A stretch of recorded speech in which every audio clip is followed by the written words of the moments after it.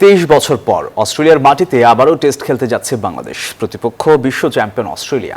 Condition কঠিন, তার উপর ইনজুরিতে নেই 3 গুরুত্বপূর্ণ ক্রিকেটার। তবুও লক্ষ্য বদলায়নি জায়গাতে।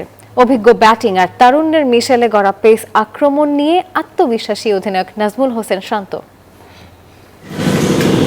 মিরপুরের আকাশে কখনো ঝিরিঝিরি বৃষ্টি, আবার কখনো এক ফালি রোদ।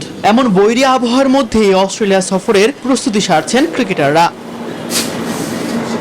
বৃষ্টিতে অনুশীলন বাধাগ্রস্ত হলেও বিকল্প উপায়ে প্রস্তুত রাখার চেষ্টা করছেন টাইগাররা। তবে প্রস্তুতিতে ঘাটতির কথা স্বীকার করেছেন টেস্ট অধিনায়ক নাজমুল শান্ত।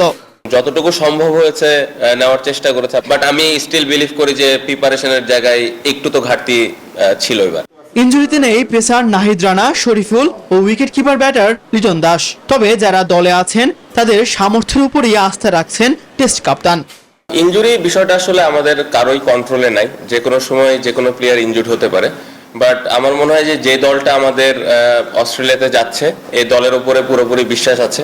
প্রায় 5 বছর পর লাল বলের ক্রিকেটে ফিরেছেন সৌম্য সরকার। শান্তর বিশ্বাস, বাউন্সি উইকেটে ব্যাটিং এর পাশাপাশি বোলিংয়েও সহায়তা করবেন এই অলরাউন্ডার।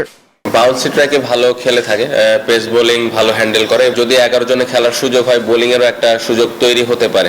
23 বছর পর অস্ট্রেলিয়ার মাটিতে নতুন ইতিহাস লেখার সুযোগ বাংলাদেশের সামনে। কঠিন এই সফরে টাইগাররা প্রত্যাশার প্রতিদান দিতে পারেন কিনা সেটা এখন দেখার অপেক্ষা।